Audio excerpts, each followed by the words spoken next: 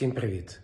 Зараз, коли я записую цей ролик, в кімнаті є світло, тут тепло і цілі стіни.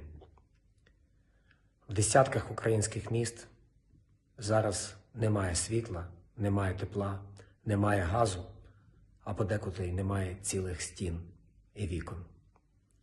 І люди продовжують перебувати там і жити. Більше ніж півмільйонний Маріуполь вже багато днів перебуває в облозі російських загарбників. В них дуже тяжкі умови, вони ледве виживають, але вони тримаються. І вони демонструють всій Україні і всьому світу, що українці – нація, яка ніколи не здається, і яка захищає свою землю до останнього. Ми всі пишаємося тим подвигом, який цивільні і військові демонструють в Маріуполі та в багатьох інших містах, окупованих або оточених загарбниками.